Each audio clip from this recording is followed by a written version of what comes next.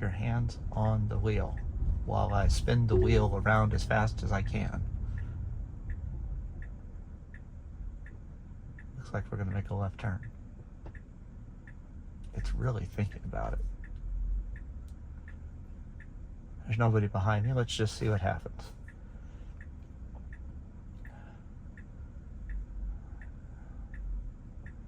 Your C+ rating is dropping by the second.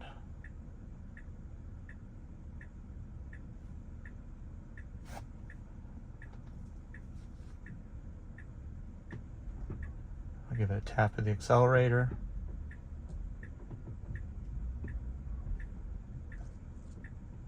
Let's see.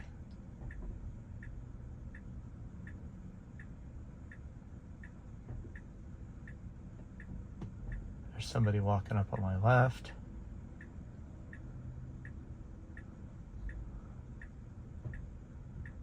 All right, you gonna go? I gotta tap the accelerator for some reason. It's still not going. I'm gonna give it more of an accelerator push. I keep tapping the accelerator, and there we go. Stopping way back here from the stop sign. It's very unstable today. I'll give it another tap of the accelerator. I mean, honestly, I'd rather, it's fine that it's being cautious.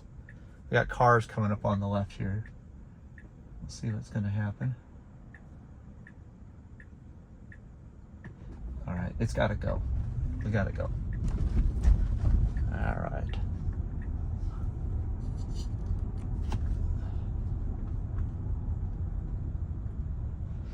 I'll have to look at the video and see what happened there, man. That was a lot of accelerator tapping to get it to go. I was talking to somebody today about my trip where I drove 400 miles on 4 self-driving on the freeways and stuff, and they said, how did it work? And I said, about 5% of the trip was me doing something. But really, it's about 5%.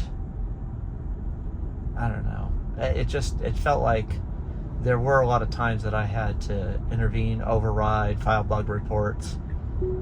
But overall, see, here we got a situation where this guy's turning right. And there's a guy that's trying to turn right behind me. I don't know if you can see him in the right mirror down here.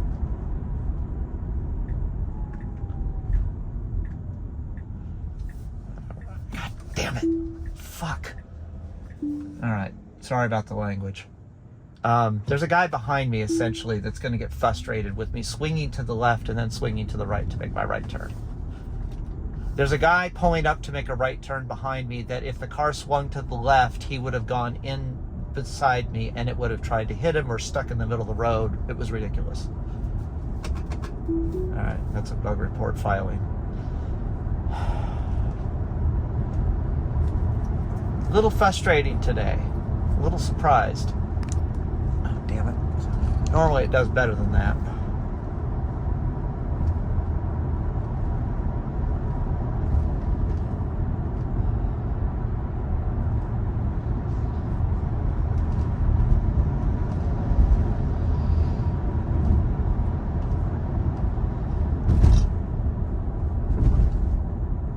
So, how, just overall, he said, well, how was the trip? I said, I went through Los Angeles stop and go traffic and it felt like nothing.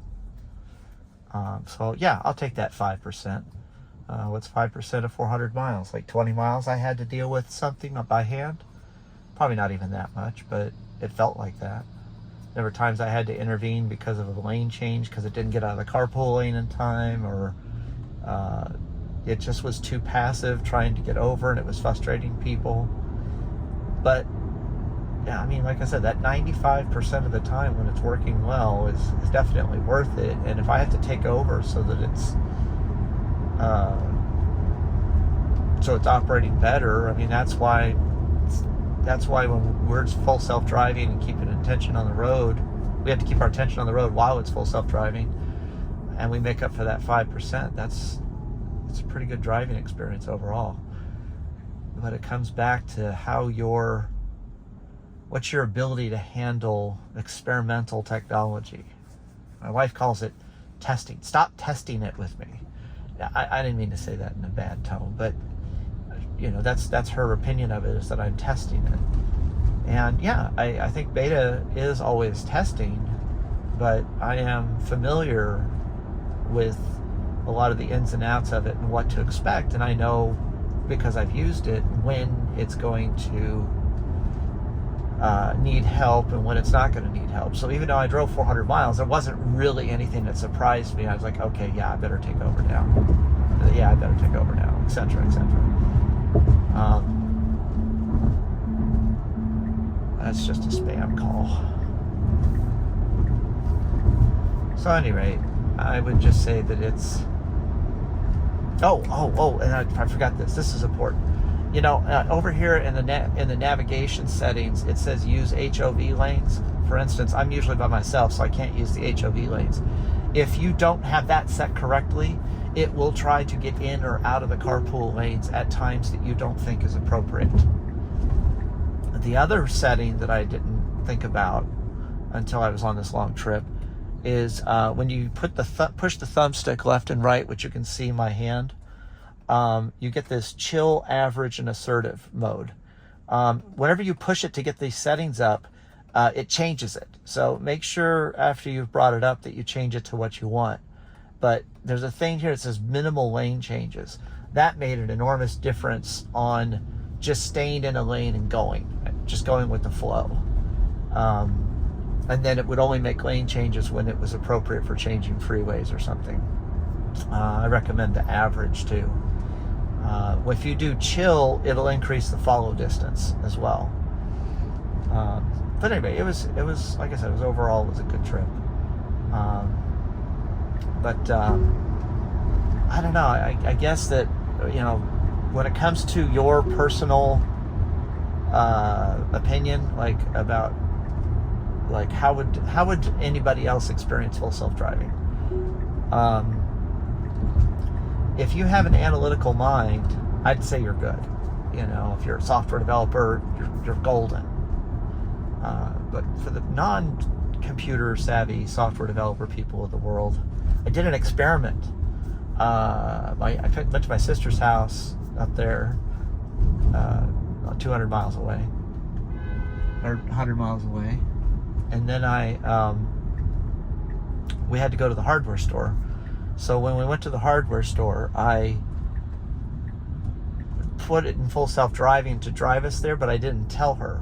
So we went all the way to the store, which was very close by, and then we went all the way back to our house. And when we pulled up to our house, I said, so did you know that the car drove itself all the way there? And she had said, there were a couple of times that you were doing something weird. And I'm like, I'm not going to say anything because I don't want to be one of those people telling you how to drive. And so I was pretty impressed because it did a good job. Everything was pretty calm. It just hesitated a couple of times more than I would have. And it'll do stuff like that. It'll have a really good trip, and then it'll have whatever the hell happened at the beginning of this video. Let's see here. Yes, see, it threatens that car that it's gonna go, and then it stops. But at any rate, thanks for watching. Like and subscribe and comment below if there's any questions you have. Thank you.